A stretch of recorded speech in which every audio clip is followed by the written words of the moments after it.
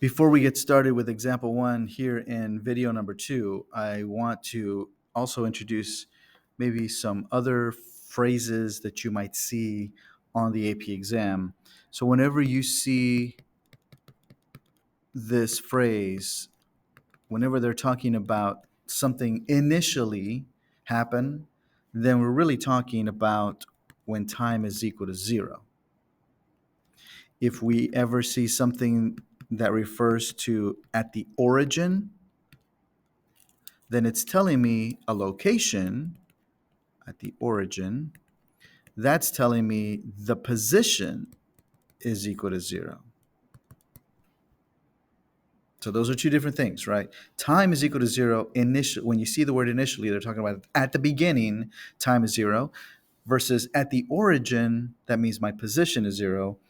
And then when they use the phrase at rest, that means the particle is not moving, the particle is stopped. So therefore, the velocity is equal to zero. So these are some phrasing that you might see on the test. When you see these words, know that they're really giving you some information, maybe not explicitly, but implicitly they're giving you some information about what they're talking about for that particular problem. Okay, so let's look at example one here and see if we can figure out what they're talking about. It says, for time measurements between 0 and 8, so time is between 0 and 8, the position of a bug moving along the x-axis is defined by x of t equals 1/3 t to the third minus 7 halves t squared plus 12t plus 2.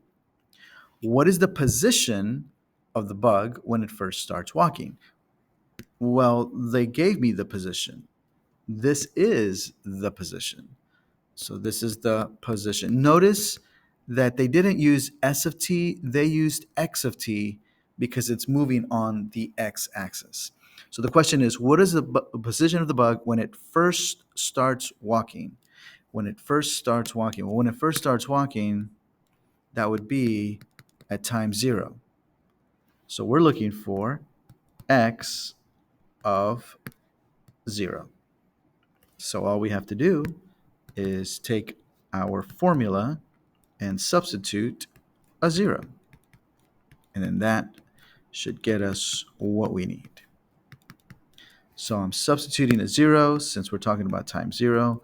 And that's going to make everything disappear except the 2. So the position of the bug when it first starts walking is at 2 on the x-axis, right? At what time is the bug stopped? Well, there's that word that we were looking for. If the bug is stopped, that means the velocity is equal to 0. So I need to find the velocity equation. So I come back over here and I say, well, the velocity is just the derivative of position. So take the derivative of this. So that's going to be t squared minus 7t plus 12. I believe that's the derivative. So that's the velocity.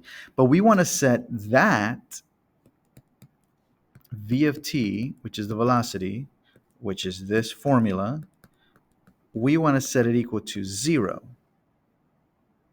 Okay, well, if we set it equal to 0, we can see that we can factor this out. And if we factor this out, let's see, that'll be t and t. I need numbers that multiply to give me 12, but when I put them together, it gives me -7. That would be -3 and -4.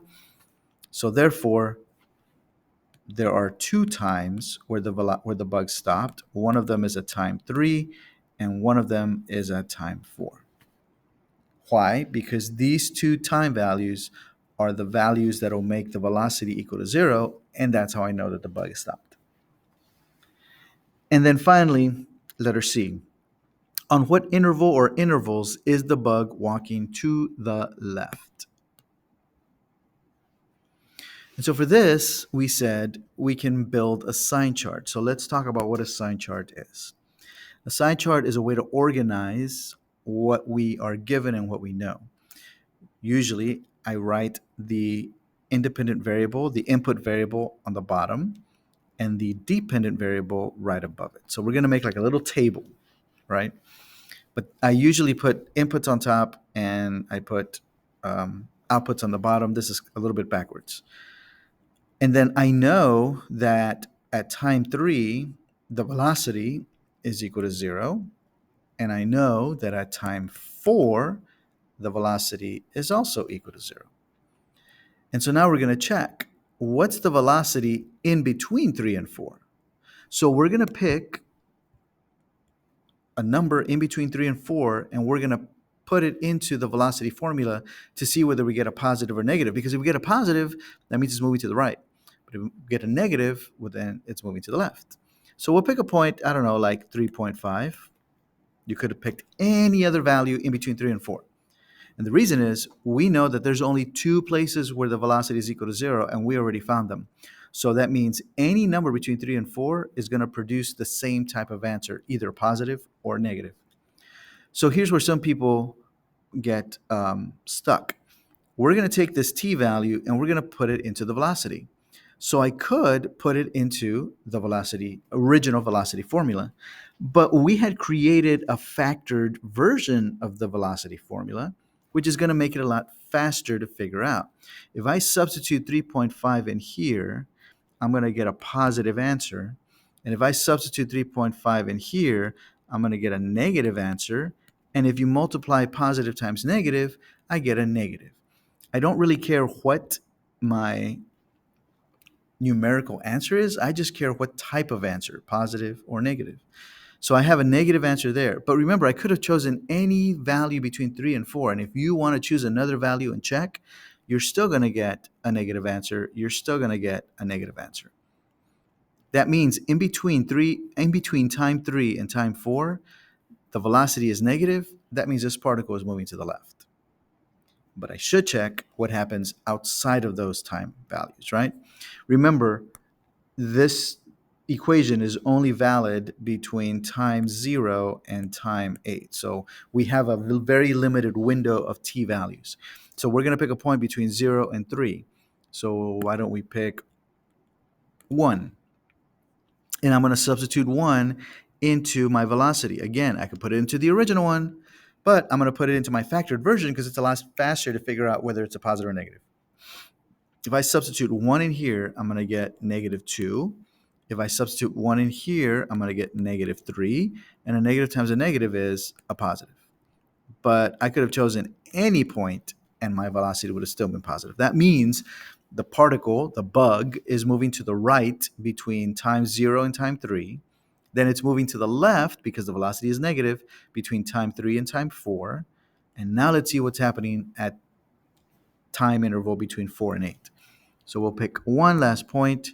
Why don't we pick 5 maybe? I don't know. Let's pick 5.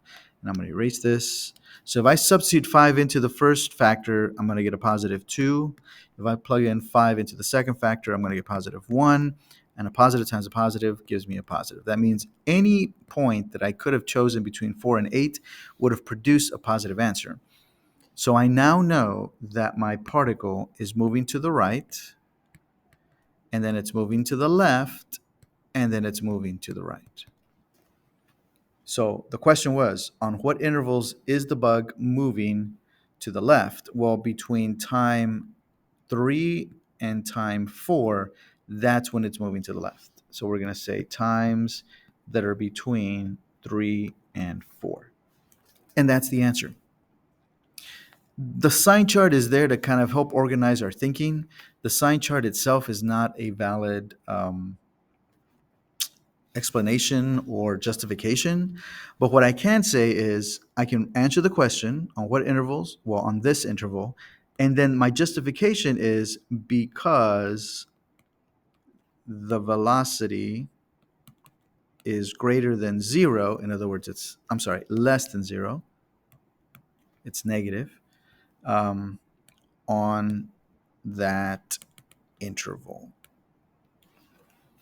That's my justification. That's what lets the grader know that I understand that in order to show that the bug is walking to the left, I need to figure out when the velocity is negative because that's how it's defined. And we have finished example 1.